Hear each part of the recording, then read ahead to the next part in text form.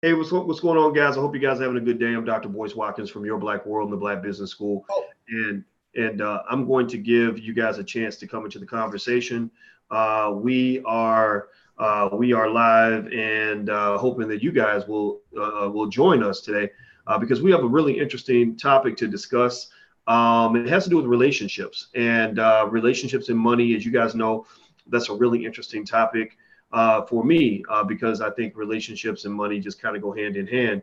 And to discuss the topics for today, I brought in a great brother that you guys met with last week by the name of Dwayne Hirsch. Dwayne is a respected real estate expert out of the city of Chicago. And Dwayne, give us the name of your company again, man, so I can make sure I get it right. yes, I sell real estate. I'm a real estate agent, a realtor with EXP Realty, and I operate here in Chicago. EXP Realty. Okay, he's Mhm. out of Chicago. EXP Realty, and he's doing great work. And so anyway, Dwayne and I were just talking. You know, he's also a black man, in case you haven't noticed, and I assume he's been a black man his whole life. I know I have. And Dwayne and I were actually having an interesting discussion about Ayesha Curry, the wife of Steph Curry, the NBA star. And Ayesha made some real interesting comments about wanting more male attention.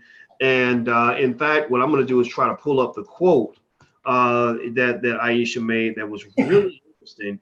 Where she was basically, I guess, speaking with Jada Pinkett Smith, and she effectively said that that the lack of male attention she receives makes her insecure, which I just thought was very strange to hear that coming from Ayesha, who's a beautiful woman, by the way. And I'm going to read the quote, and then I'm going to let Dwayne kind of kick us off with his perspective. So it says here that she says something that really bothers me, and honestly has given me a sense of a little bit of insecurity, is the fact that yeah, there are all these women like throwing themselves at him, but me, like the last 10 years, I don't have any of that. I have zero. This sounds weird, but like male attention. And so then I begin to internalize it, and I'm like, is something wrong with me? Now, when I heard that quote, Dwayne, I'm gonna tell you the truth, man. I thought she was joking. I really did. I was like, wait a minute, hold on. First of all, you did all right in the husband lottery. A lot of women would be very happy to be where Aisha is right now, who she's married to. But everything that glitters ain't gold. It is what it is. But then the second thing is, this idea that this married woman is disappointed and mad that she doesn't have groupies like him. I just thought that was a little strange. What were your thoughts on that? Yeah, I think it could be interpreted that way. I thought that at first when I first saw it, I saw some men kind of talking about something she said, kind of looked it up, and my first interpretation about it was that this is a person that was being honest about something that she probably shouldn't have said publicly, right? When you in her position, whether she thinks she's beautiful or not, when you say something like that publicly and you do have celebrity status, then essentially the idea is that you're going to start to get a hell of a lot of attention from people who ordinarily probably thought they didn't have a chance or never bothered to inquire. I think that a lot of times men, we've had those conversations before where you see a woman that looks just really so fine, you might feel like she's out of your league or there's no way she's going to talk to you. But sometimes if those women are really looking for some attention, which is a perfectly normal human desire to want to be noticed by people. I want to be noticed by people. That's why you dress up nice and fix yourself up. You want to be noticed by people, and if you think you're beautiful, you'd like to be appreciated for it. I don't think there's anything wrong with that part. I just think it's when you make that thought and that internal perspective or that characteristic of yourself public, then you open yourself up to the criticism that goes into that. I call it inviting somebody into your bedroom, for instance. Your job as a man who's married to a woman, you never want other men to know that she does not that she feels like the way Ayesha expressed, that she's not appreciated or whatever, because he's just going to use that to try to then, you open her up to attacks essentially from the outside from other men coming at her when before they were not. So that's just not a good thing from a family household, like secure my household perspective. Like it's like if your wife went out and told all her friends how strong you were in bed. and now all of her friends looking at you like, you know what I mean? So you can't do that, because it makes that actually creates insecurity in your household, because you're letting other people know what's going on in there. That stuff has always got to remain not just private, it's got to be secret, unless you open yourself up to that level of criticism. So I don't knock her for feeling that way, but I just felt like it was something she probably shouldn't have said. She definitely gave bulletin board material to his competitors in the playoffs. Yeah. I mean, I think that, I mean, Ayesha, she's an independent woman. She's a smart woman. She can make her own opinions. I know that the woman that I care about, she has a lot of respect for Ayesha and her intelligence and things like that. And I do too. But, it's interesting that it almost seems like her filter isn't quite what you might want it to be. And of course, as a man, I'm taking a chance by even saying that, because there are people who think that that makes you an oppressive monster if you say that a woman can't just say whatever's on her mind. But I don't agree with that. I don't believe anybody should be saying whatever is on your mind. Especially when you're talking about protecting your family, right? Because here's the deal. Here's the real deal. Ayesha is fine. That is a beautiful woman. Right. That is a beautiful woman. And so you can't tell me that she has not run across at least, 247,845 men who would love to get with that in a second. Right. Like, love to be like, hey, is Steph ain't home? I'll be there.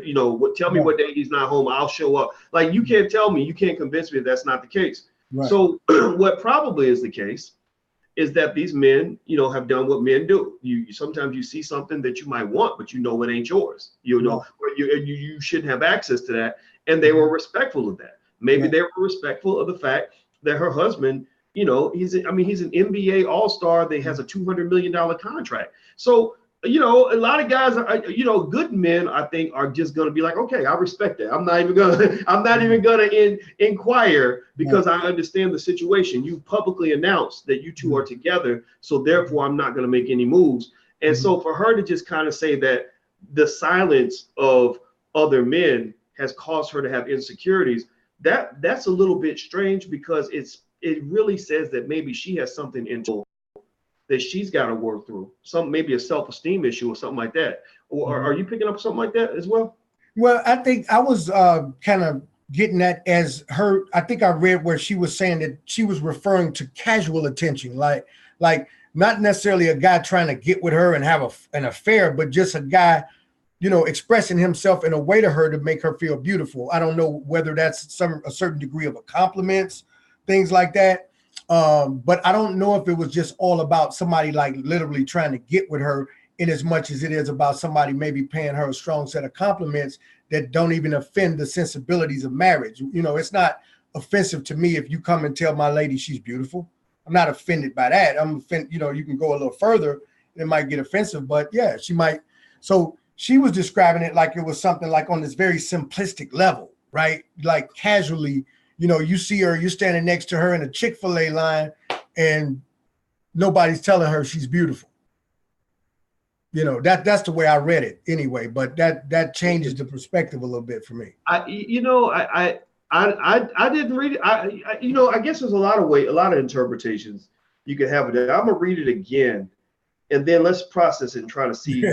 Because I really want to almost meditate on it and really understand what she's trying to say. So she says, something that really bothers me and honestly has given me a sense of a little bit of an insecurity is the fact that, there are all these women like throwing themselves at him. So she's not just talking about, the fact that he gets more attention than her. That's one thing, right? Because there's people that get in those marriages and relationships with celebrities who can't handle it, because everywhere you go, everybody wants to talk to your spouse, but don't nobody want to talk to you. They treat you like you're the help, and especially for men, there's a lot of men who can't handle it. Like, like if you're a guy that marries like a Jill Scott, like I think that Jill Scott married some regular dude, and I think his ego couldn't handle. Like, I think that a man who actually I was advising a guy I know who's a lawyer who married a famous woman. And I said, I said, I really admire the fact that you're man enough to be able to respect the power that your wife has, because not every man can deal with that. A lot of men, get all puffy about it, right? And so I thought that that's what it was. Maybe it was just an attention thing. But then the fact that she starts off mentioning the groupies, and she's like, he's got all these women throwing themselves at him. Oh, I see what you mean. Like, yeah, right. So like I'm thinking, like, is that what you? Right. Right. Are you looking at for men that will not just tell you that you're cute in the Chick-fil-A line, but men that express an interest in getting with you? Like, and you're not available. I mean, at least I assume she's not. I mean, you never know. People they do what they're gonna do. But we know you're not available. So what good is that attention? Why would you even want all these men trying to sleep with you? Like, because these women that are coming after Steph, what they offering him. They offering him the good stuff, whatever, they offering him all the secrets and goodies that he wants. And so is that really what you're saying? Is that what you want? Like want? Think about it this way. It's all about, the thirst for validation is a continuing process that never ends. So think about her spectrum of her friends.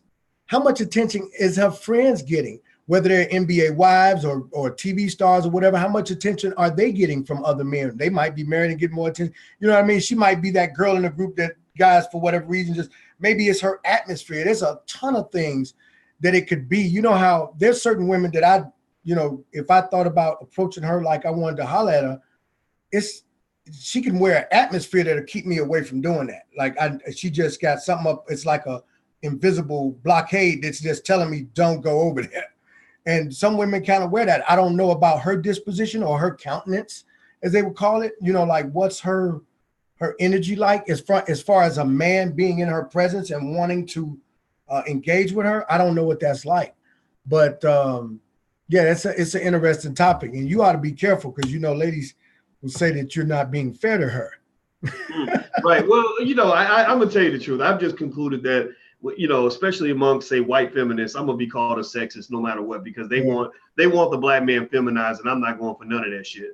So yeah, I can agree with you. But the people that matter to me, the many women that I work with and that I love and that I respect, and my family and beyond, they know where I'm coming from. And so I had to really figure that out. Because I think all this tap dancing we got to do, where every black male is considered to have toxic masculinity and all this other stuff, I think that's silly. I think that we, as a community, should define what masculinity needs to look like, and we need masculine men in our community because we do not have enough masculine alpha males in the community. Yeah, you can't get to a point where you're afraid to admit that, right?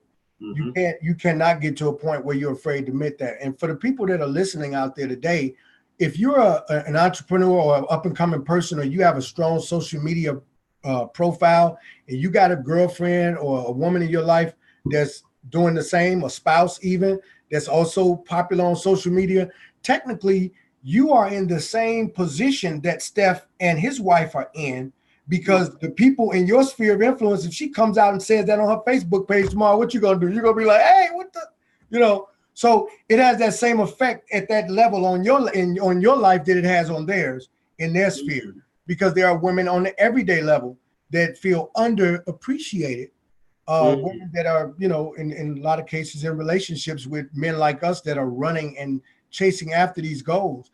And so I think that the continuity in those relationships is built around everybody understanding what they really want, not just in each other and now, but all the way down the road in the future. And I always tell people to, make a choice in a woman built on where you're going, not necessarily where you are. So if you're not, you're known but not famous right now, and you're dealing with a woman that cannot handle your fame, you should be able to identify that early. You have to be able to identify that early so you don't end up in a position where you set yourself up for embarrassment or drama that might threaten the thing that you went there to do. So, yeah. Yeah, you preach it right now on that, brother. I mean, you got to really be able to think through that, man. Because if you're well known and respected, or even let's say controversial, right? But your woman can't handle somebody expressing unhappiness, let's say with something that you said, and every time somebody come up to you like, man, I like you, but I don't agree with you, and she's jumping in the way like, hey, get up off my man. You want a woman that can defend you gracefully without disrespecting other people, and be able to respect the opinions of everybody around you. Because one thing you're good at is defending those opinions. And as long as that's the case, then hey, bring it on. As long as you're worthy to defend what you represent, then bring it on. So Yeah, I think that's a big part of it. I hope the best for them, and hopefully they'll overcome whatever drama that may have caused, if any, with them. For all we know, Steph could have been like, "Good interview, girl," and not even be caring about any of this. And here we are, So he may not.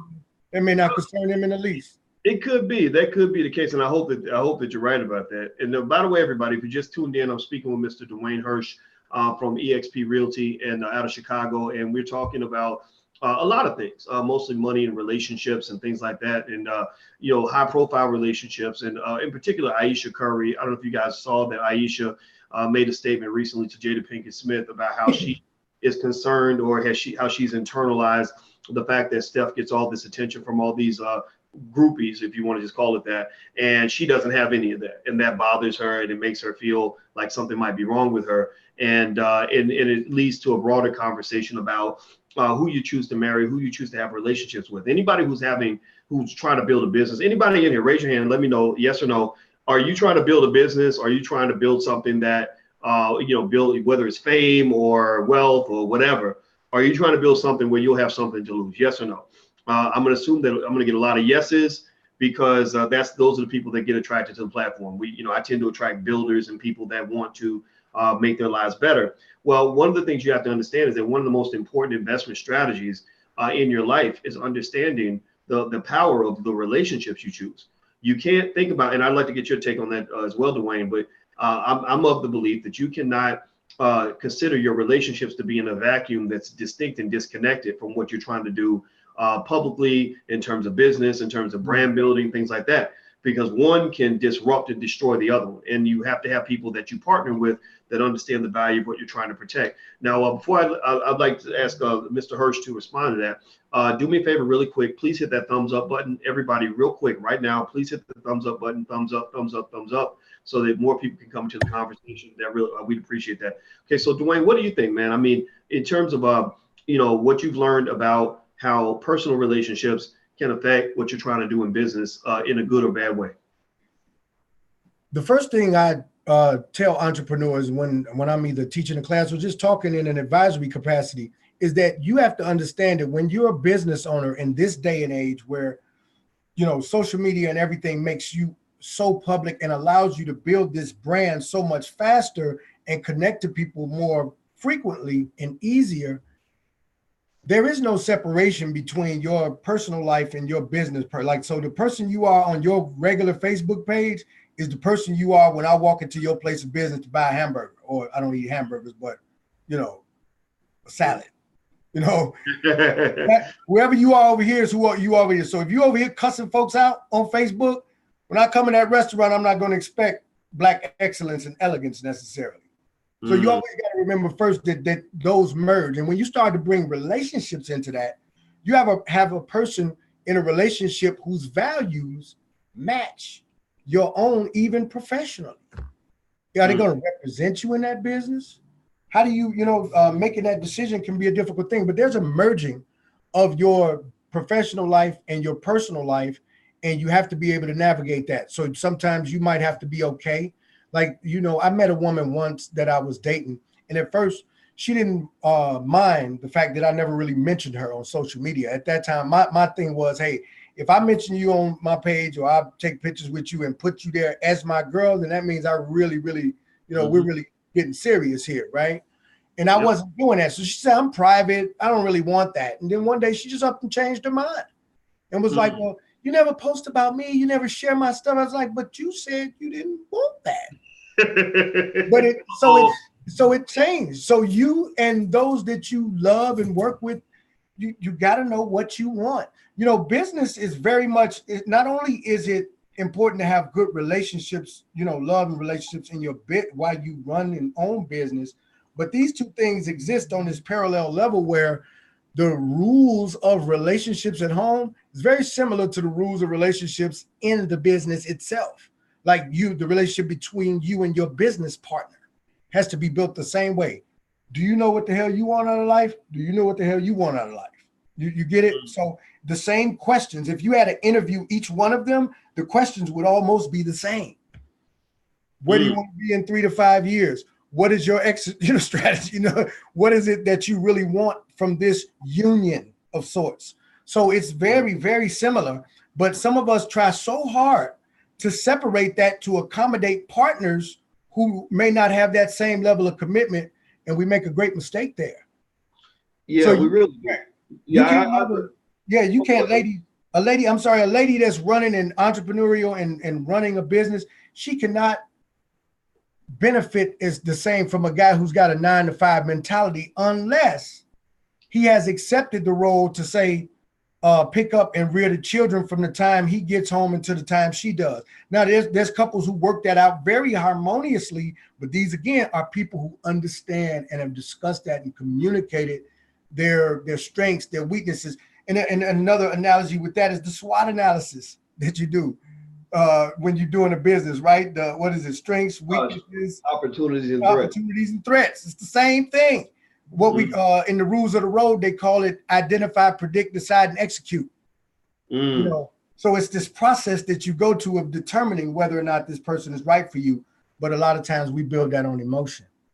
Well, you know, I think that you're 100% correct in that, for sure, in that when you're talking about your partner and the role they play in your life, you know, you're talking about somebody like a Steph Curry who's doing things on a national level, or even an entrepreneur who's building that little business.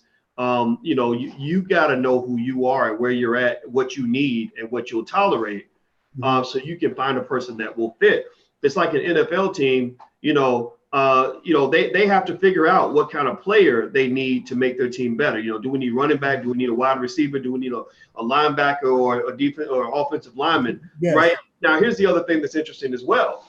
You know, let's say that you have a team that doesn't quite know exactly what they need. They just need a lot of things. Well, they can find a place for you. Let's say that you say, well, I'm tall and wiry and I run really fast. They'll say, okay, great. We can make you a wide receiver. Well, let's say you say, well, I'm 300 pounds, 6'5". I don't run very fast. They say, that's okay. You could be the, left tackle. We need a big man to run tackle. But let's say that the guy who's 6'5", who runs slow says, no, actually, I want to be the quarterback or I want to be the wide receiver. Well, then that's going to cause a problem, right? Because sometimes people don't understand when you're entering into somebody's life, you got to figure out what position they want you to play, and then you have to play your position. So I use that analogy to say that, look, let's say that you're dating an entrepreneur, and the entrepreneur is fine with the fact that you're an entrepreneur. He says, you know what, you got your business, I got mine. We'll cross promote, we'll help each other out, we'll support each other. Then that can work, right? Or let's say that you have an entrepreneur that dates somebody who's not into that. They're straight 9 to 5, like I don't want to do none of that stuff. Well, that's fine. Then okay, then you be 9 to 5. I'm gonna be an entrepreneur. You stay in your lane, I'll stay in mine. You provide the stability, I'm gonna provide the growth, and it's gonna work that way, right? Everybody's got a position to play. And I think that when you're applying for the job of being somebody's partner, you got to know what position they want you to play and what position you're agreeing to play. And the same thing has to be true on the other side. That's why these things are tough. So I think that with a Steph Curry and an Ayesha, sometimes I really wonder, I would love to be a fly on the wall with some of their conversations to try to figure out what position does she want to play and what position is he asking her to play? I don't know. I'm wondering, because remember, Ayesha has not, she says what's on her mind. She's been on social media. One time they had a big game. Anybody remember this? Tell me if you remember this from last year. They had a big game and they lost the game, and it was a close one. And Ayesha was pissed off at the referees and felt like they were cheating and that the NBA was rigged. And she tweeted that she thinks the NBA is rigged. Now, I'm going to just tell you the truth. If that's my wife, first of all, I know for a fact my woman would never do something like that, right? And I'm going to tell you also, I know for a fact, if I'm Steph Curry, I'm livid over that. We got endorsement deals. I got relationships. We got stuff we're trying to hold together. And you're tweeting this? Like, you don't do that. So I think I almost wonder if it does become like this weird competition thing where she's like, ain't nobody going to tell me what I can and cannot say. And I wonder what effect that has for those two, because I know for most relationships, that's not going to play out too well. Yeah. Believe it or not, self-awareness plays a big part in that, right? And if two individuals like them as a couple are both self-aware of each other, it's easier for you to understand what you're dealing with in the other person.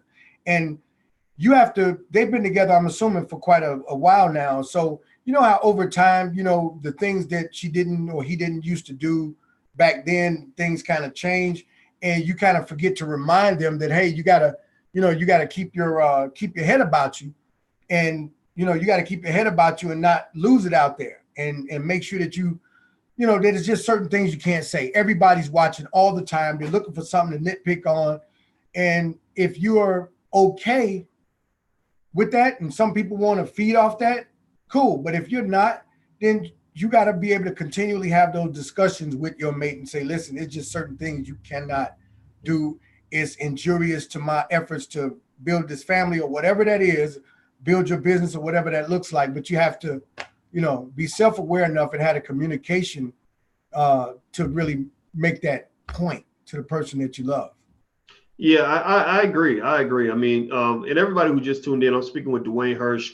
And actually, Alicia, he's got Ayesha, I got Alicia, and she's not playing her position of being quiet. She's asking me for the computer cord, the printer cord. So apparently, I'm a complete hypocrite. I'm full of shit because I just sat here talking about she needs to know her position, and she's in the background like, I need you to give me the cord to the computer. So that's what that was all. That's why I'm up here acting all weird and strange. So y'all got to forgive me. See, that's what happens. We talk all this big shit on the internet, and then the woman walks in, and we just turn into little wimps. But anyway, but it's okay. You got to find a woman you love enough that you let her punk you in front of everybody. But here's what Ayesha did say last year. I'm actually find the quote or the tweet. In fact, maybe I can even screen share it here. Let me see if I can make this big so everybody can see it. If you're on drboystv.com, you can see it. If not, I'll just read it to you. And Dwayne, you can see this as well. A year ago, Ayesha was pissed off about the game, I guess, and she says, I've lost all respect. Sorry, this is absolutely rigged for money or ratings. I'm not sure which. I won't be silent. Just saw it live. Sorry. So, yeah. So when you have the wife of a guy that's considered pretty much NBA royalty, I mean, Steph was an MVP candidate who says, these pretty damning allegations against the NBA publicly. It's not like anybody's saying that, right? It's not even like a Michelle Obama saying it, because Michelle, her husband is not in the NBA, whereas Steph is laying with her every night. They're having intimate conversations. He's telling her things that the public does not hear, and then she goes and tweets this. That really kind of, I wasn't sure what to think about that. What are your thoughts? I mean, what would you do if you had a wife that did something like that to you? Yeah, that's the type of thing they would use against him later. If he was trying to get into a spot, they just kind of hold their breath about it. But they try to ignore it because you don't want too much of a win to come up under the idea that it's rigged. You remember several years ago, there was an NBA referee who got caught in a point shaving scandal. And what's it? Tim McDonough, right? It was Tim something, and they swept that stuff up and out of there so quick. You never heard no more about that. They don't want you focused on the idea that something like that could be true. So they try to, when she says something like that, they don't respond to it. Like say the league or the team is not responding to it because they got to make sure that they give it no credence and let it die. They don't want that to be something that people start talking about. Yes, Rick, I remember when that guy did this and that, and people start talking about it. And before you know it, some investigation is started or whatever, because some other player's wife is on board now saying that, yeah, I saw that referee do this, that. I saw him hanging out with this dude at this club, at the bar, at the hotel, taking money. You never know. So, yeah, that's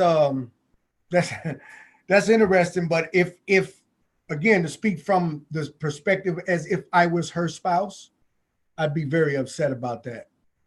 I'd be very upset about her saying that because, again, like you said, she doesn't have a comments person. So that's just not like a casual fan sitting on his couch throwing his shoe at the TV saying, that's bullshit, the ref's cheating. You know what I mean? Which, you do that when your team is losing or whatever. The ref's is cheating. It's like almost an instinctive response for some people. But for a woman in her position, yeah, you can't say something like that. You have to have enough presence of mind not to say things that are going to injure your ability to extend your success. All right, everybody. I'm speaking with Mr. Dwayne Hirsch, and we're talking about Ayesha Curry and her recent remarks about the fact that she seems concerned that she's not getting enough male attention Her husband has groupies, and she says that she's disappointed that she doesn't have groupies, and we just thought that was a little bit strange, and it just led to a conversation down a rabbit hole about how you choose the right kind of partnership in terms of marriage when you are a prominent person, or when you are a business owner, or you're trying to build something, and and how you go about evaluating who should be in your space, because who you let in your space has a huge impact on whether your power is protected or not, whether your enemies can really get at you or not. Hit the thumbs up button. If you haven't hit the thumbs up button, please do that. And I got a note from Alicia. She's my Ayesha. I guess me and Steph both got these outspoken high yellow women that they got something to say. I'm playing, but she says, can you or did you explain why Ayesha Curry was wrong? So she's asking me if I explained why Ayesha Curry was wrong. I think which tweet? The tweet that you talked about. The NBA tweet where she said the league was rigged. How is she wrong for saying that? Well, I'm gonna tell you why I think that she was wrong. I think that the tweet was wrong because you're really opening a hell of a the Pandora's box with that. Now people are gonna wonder, like, well, you're married to an NBA star. What do you know that led you to say this? What is he saying to you that's leading you to feel this way? I think that the league executives probably felt like, okay, his wife is a loose cannon, which means we can't trust him. Because I'm gonna tell you like this: when I've had situations where I've worked with business partners or hired people who had crazy spouses. Not that Ayesha's crazy. I'm not saying she's crazy, but I've seen people that had spouses that just didn't quite, just kind of would get emotionally volatile, right? Like I know there was one lady that worked with me one time where her husband got mad about something and took, a laptop away from her that had a bunch of sensitive information on it for my company. And I had to have a talk with her and say, if this ever occurs again, I'm going to have to let you go because I can't have this kind of a threat in my space, right. And so I think that ultimately, I think that's what's wrong with it. I think that, again, if you're going to make a tweet like that, then go all the way through with it. If you look at that night, the series of tweets Ayesha made that night, she kept on tweeting. She kept, I think she tweeted eventually like, oh, it was in the heat of the moment. Then she says, oh, well, the police racially profiled my dad. That's why I was upset. And, oh, I don't like people coming at my family. And like literally all these tweets were within the same hour, where she realized immediately when she tweeted it that it was, that it wasn't quite the right thing to say. So she spent a lot of time trying to clean it up.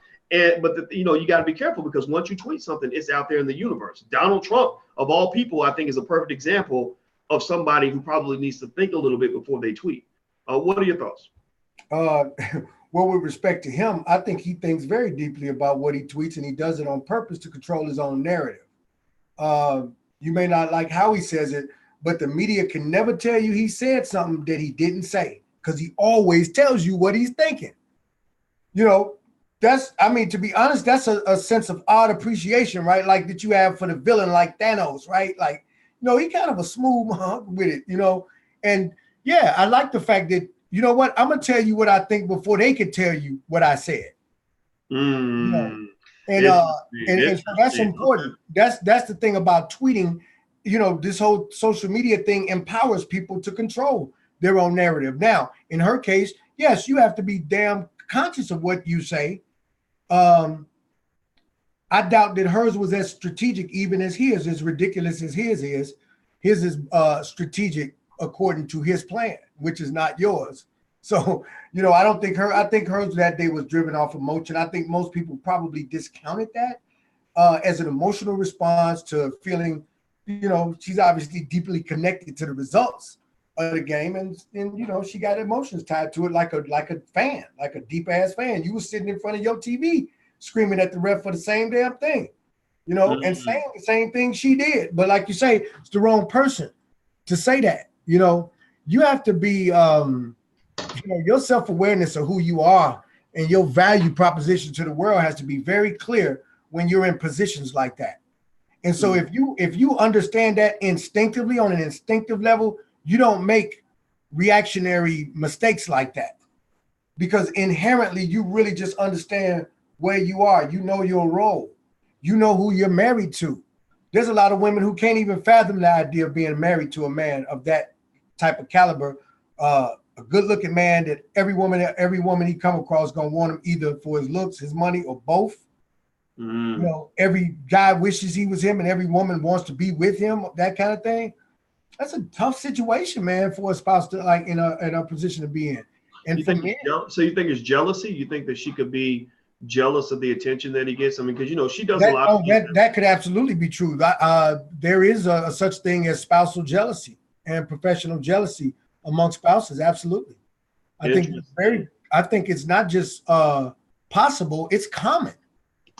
It's common. You know, if you just think you and a woman together.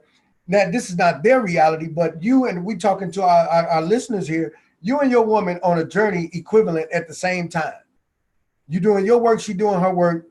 She starts to get more accolades than you do, and now you're the guest while she's the host.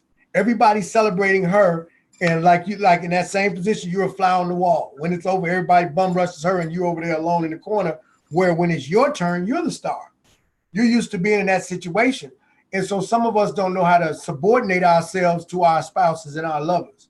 We have to be able to subordinate and subjugate ourselves to the elements of their life that build our lives in the process. Well, you know what? One thing I'll say is that Ayesha's 30 years old, so she's, you know, old or young, depending on how old you guys are. But for us, I consider that to be young in the sense that she has a lot of growing to do, her and Steph. And we know Steph ain't perfect. You know, I'm sure that he's, you know, got his issues as well. So we're not beating up on Ayesha. But one thing I did look up when you brought up that point about jealousy, usually when we talk about spousal jealousy, we're talking about jealousy that somebody else is going to take my spouse, or that my spouse is going to find somebody else attractive. And this almost sounds like a different kind of jealousy. Like I'm jealous that my husband is getting all this attention.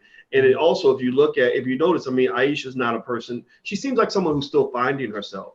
And she even alludes to her own insecurities that she feels. And to her credit, again, I'm giving her credit for this, you know, she uses the term insecurity, if I'm not mistaken, that, you know, that she feels as a result of the fact that Steph gets all this attention that she doesn't get. Now, let me tell you this, man, when you mentioned this, I did a Google search on spousal competition, because I've typed spousal jealousy, but as we know, that's usually in a different category. Spousal competition is when you and your partner are competing. And they said that actually, I ran across something on Today Show's website from a therapist by the name of Dr. Gail Salt. She's a psychiatrist at the New York Presbyterian Hospital. And she says that there are 6 signs that you are competitive with your partner. 1, you're hoping that he doesn't do something too well. 2, you feel angry at him after he has a success. 3, you feel panicky about your talents after he does something you consider to be your strength. 4, you are often trying to outdo him on various tasks. 5, you see him as more of an adversary than a teammate. 6, you feel happily superior when he fails. And one thing that she also says is really interesting is she talks about in this article how insecurities can ultimately drive spousal competition. You know, that's why when I was talking to that brother who married a really famous woman, I won't say his name, I did say to him, I said, you know, this really tells me that you're a real man, because a man has to be very secure to have a woman that's that powerful, that wealthy, that famous, and getting that much attention. A lot of men have insecurities that won't allow them to handle that. So we can't assume that it's only the men who deal with that kind of insecurity. I imagine a lot of women do as well. What are your thoughts? Yeah, you got to know your limits, man.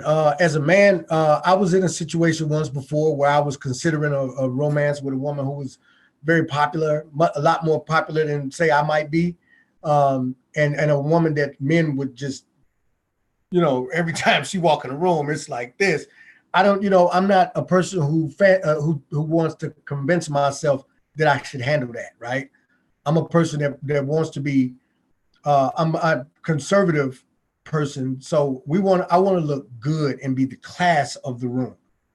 You know what I mean? So I don't need my woman to be the finest woman with the biggest butt and all of that and show it all in the room for the jeers of other men. So I knew that was beyond my stretch. So I just said, you know what? I'm probably going to back away from that because I know my limits. You got to be self-aware, man. You got to know, because so a guy, if you meet a woman and men are all over her all the time, and now she has chosen you, how you going to now become angry about the thing that drove you to her in the first place? So you got, it keeps you, that's a hypocritical act. So you got to be, again, it's just about self-awareness and just being conscious about it and not letting your loins make these choices on your behalf. Well, I'll tell you, I grew to really fully understand that allowing jealousy to overcome you, it only becomes a self-fulfilling prophecy. Meaning that it only causes you to lose the thing that you're scared of losing in the first place. Jealousy, yes or no? Tell me if you guys think, do you think that it's attractive when your mate is insanely jealous? No, most people don't. If they're on you all the time, like, oh, I saw this person looking at you. And, I remember one time, a long time ago when I was much younger, I had this crazy girlfriend from back in the day. I mean, real possessive. And I was in the elevator and I got off the elevator and I remember her saying, I saw you looking at that girl. Oh, boy. I said, what girl? I didn't even know, I didn't even really pay attention. I was thinking about something. I was in my book. And she's like, that girl that was on the elevator. I was like, you mean the girl in the, what? And I remember it's like, now mind you, am I gonna notice an attractive woman? I have been heterosexual my entire life. And sometimes you notice stuff when you don't want to notice it. So yeah, is that gonna happen? Absolutely. But my thought is, yeah, but you have me. Like, I'm yours. I'm sitting here putting up with your bullshit right now. I'm letting you yell at me. I ain't got to put up with none of this shit. You're in the winner's circle. You have the incumbent's advantage. So why are you acting like you're an outsider? You know what I mean? Like, why are you? Because what you're about to do is make me not want to be around your crazy ass, and then I'm gonna really be looking at other girls. You know what I'm saying? It's like, so I think that even though we get to the point where jealousy is natural, everybody feels it. I think that what helped me a lot was when I realized that I am in that woman's presence because she gave me the privilege of being her man. And just like she gave the privilege to me, she can easily take it away. Yeah. And so if I'm acting crazy, like I own it, and like, oh, I saw you, that man was looking at you, and what the hell, you talked to him for 3 minutes, what was that all about? That's only gonna make her say, well, you know what, I ain't gotta deal with this shit. I'm gonna go and be around somebody else who's not gonna be up my ass all the time. So I think sometimes in relationships, I think we overplay our hand with jealousy, where we really act like we own somebody and we got the right to give them shit about every little thing they do.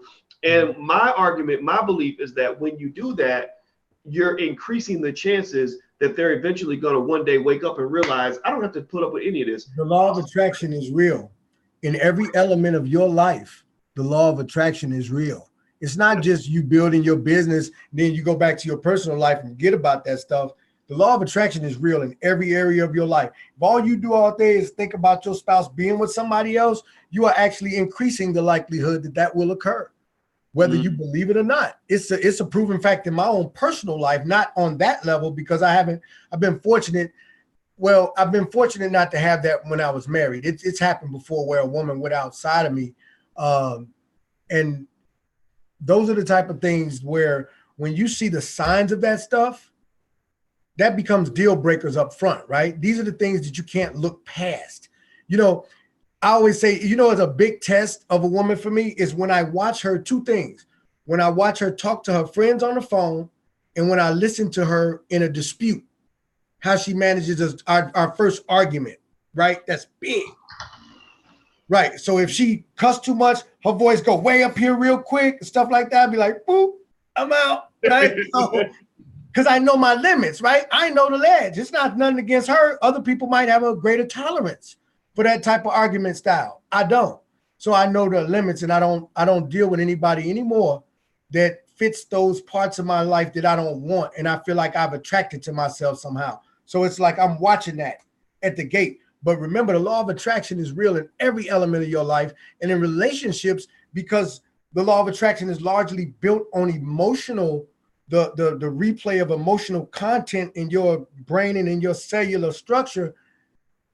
The more you think about those things, it's more prevalent in relationships because it's the most emotional thing you have. Is the law that's built around relationships. And so you can actually bring everything you don't want into your life by focusing on it over and over again. This is why when they tell you death comes in threes, that's because the death of one significant person made you aware more of the other circumstances that were going on. And so you start attaching it to these threes. It wasn't just three, it was 33,000 in a month, but it was just these three people that somehow were labeled as more. You're bringing it about. I think the conversation we have about violence in Chicago is one of those things where we talk about it in this context so much that we bring more of it. And then when you couple that with people listening to music that's glorifying that all day, what the hell do you expect? Right? At some point, whether you're in a relationship, a business, or just a person with a social conscience, and you want to be an activist, then you have to deal with the rule of reasonable expectation. What do you reasonably expect from a person who shows you a certain level of disdain on the front end and disrespect, male or female? I've seen a girl just straight cuss her guy out, like you said, to just straight punk him out in public, and he just sit there like, all right, when you're ready with that, like the comment you made at the event about knowing how to pick your battles, right? But that's usually something that you get and work your way into over 10, 20, 30 years of marriage, not a month in, 2 months in. You might not have the right person if that's where you are in that amount of time. So being self-aware and knowing what you're attracting yourself. The same way I visualize myself selling a lot of real estate or doing spectacular things, I visualized myself being in a quality relationship. And I believe that came to me. A quality relationship with somebody who fits those things. It was a lady that told me one time, it was actually a woman I was very attracted to, but she was married. And she said, well, here's what you do. She said, take a book and you just write down everything to the finest detail of exactly what you want in a woman. And every so often you go back and you review it, you update it, take things out as you move through it. And when you get her, you go back to that book and you open it up and see if she fits your description. Mine fits my description. That's the law of attraction, making itself real through how you emotionalize and internalize or emotionally internalize the things you really want and not focusing on the things that you don't want. So if I'm in a meaningful relationship, I'm not getting into relationship drama discussions on Facebook. I'm staying out of that because I am not trying to bring that. And I'm not trying to one day be the subject of that type of discussion. I stay out of it now. I don't got nothing to say. I got a woman. I'm happy. I have nothing to say about all that because I don't want to attract that problem back to myself. And all of what you said is just basically about what we eventually bring to ourselves. I bet if Ayesha is an insecure woman, it's very possible that the object of her insecurities has been presented to her visibly at some point. You don't know that, but I can almost assure you in her life that it has. And, you know, the golden boy of the NBA is usually a very protected figure. Michael Jordan, his personal life was very well protected by the media and the league. They still have never told you a lot of the things, or a lot of people don't know about some of the stories of the things that he used to do. Guy told me a bunch of stuff one time. I couldn't believe it. And then years later, I started hearing different things that validated that about his, you know, his ways in on the road. Michael Jordan used to be good friends with R. Kelly, from what I understood. They played ball together. They played basketball together. Yeah, they would go to R. Kelly's house and play basketball. I mean, so you know, I mean, you know, but I agree. I mean, it's crazy. You know, and I think, by the way, I want to mention Stacy Doe. Stacy, thank you for your donation. I appreciate it. Stacy Doe says peace is paramount. And I agree. And I think that's what a lot of it comes down to is, you know, relationship peace. You know, you find somebody that wants peace as much as you do, and you'll have a good relationship. I think that when people, we like that drama. People get attracted to it. You know, men, I've heard men, you know, say things that were interesting, like, you know, crazy girls have the best sex and all that. Yeah, but she's still crazy. You know, maybe there's a woman who's not crazy, who's also good at sex or whatever. And then, you know, you have women that have their own attractions to drama. Some women love drama. That's why a lot of women like soap operas and Tyler Perry movies and all that, because the drama is like food, like just taking it in. And the problem is that stuff is going to kill you. It drives you crazy. It makes you unhappy. It leaves you sad all the time. And, you know, and I don't know if that emotional roller coaster is what you want when you're looking for that long-term relationship, like a marriage and stuff like that, you know. So yeah, even inside the drama that we see, there are lessons that can be learned. And the hope is that if you engage a person who feeds on drama, that they're the type of person that's looking introspectively into that drama to get lessons from it that they can glean into their own life and learn from others' mistakes in that process and other people's experience. So, there's always a lesson. And I'll tell you what I think the lesson is from the Ayesha Curry thing. I would say if you wanted to extract a lesson from it, and this is a platform for intelligent Black people, so we always look for the lessons in life. So let's figure out. So the lesson here with Ayesha Curry, to me, if Ayesha was my daughter, I would say to her, just because you think it, don't mean you have to say it. Right. That's the first thing. Remember, you got a lot of people that are affected by the words that come out of your mouth. With great power comes responsibility. And then I would probably tell her, look, this is the life you signed up for. Being an NBA wife ain't easy. It's hard to be an NBA wife who's also a control freak. I just don't really see how that works without literally driving you insane. Like you would lose your motherfucking mind trying to control everything that's happening, because that's just the world we live in. And I would tell her that, we got to figure out, let's get you to therapy so that we can figure out where those insecurities lie. Instead of putting on Steph and the groupies, like Steph's going to be Steph, the groupies going to be the groupies. All you can do is change yourself. So that's the lesson I would probably share with her as my daughter.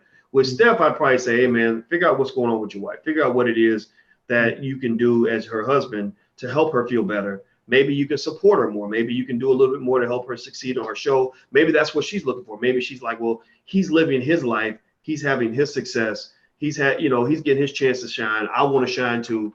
Maybe that's one thing he could do. Help her shine a little bit. I don't know. What do you think? Yeah. They had the cooking show thing and all of the things with their daughter and stuff. I don't really know. I'm not a big follower of theirs that way, but I have seen different things about them, and I've seen them as one of the kind of the model families in professional sports right now. And that's always been my primary perception of her. So it always seemed like, she was sharing some of that spotlight with him. I think if there's a thing where she wants a level of attention that she has not shared with him that she wants, maybe this is a sign for him to now step up and start to do things to maybe make her more inclusive. So, one of the examples she described is a woman approaching him while she's standing there and she has to say hello, like basically, who the hell are you? She outlined it in that conversation. But what he has to do in that, if he knows she's insecure, is come up and say, hey, baby, come on up here. Hey, young lady, here's a fan. This is my wife. Here, take a picture with all three of us. Just make her more included in that and give her the option to slide back if she wants, whenever she wants to play the background. But if you want to step up front, baby, come on up here with me and have some of this. And yeah, when the groupie dude from the hood slide up on me, it's okay if he give you a hug and tell you you're beautiful. It's okay, because I know where you ain't going. You ain't going home with him. You know what I mean? You can agree as to how to handle that. So some people have very strict, just think about it, man. You have people who are adult film stars who are actually married to people. These are people you think they know in the hell somebody would marry a person in that business, but they're married. Sometimes to people in the business, sometimes to people who are not. But do you know how much maturity it takes? Sexual maturity, emotional maturity you have to have to deal with a person. So let's take it a step down and say a model, just a model that, you're in bikini wear or whatever, not Playboy, but Sports Illustrated swimsuit issue type of modeling and all these different magazines and all these incredibly rich men in Dubai and all this stuff. A man got to have a very secure, like you say, you got to be very secure with that. He's got to know his role. And so what I've seen men do is where they have this Bonnie and Clyde relationship, like, okay, babe, this the game. We finna go play together.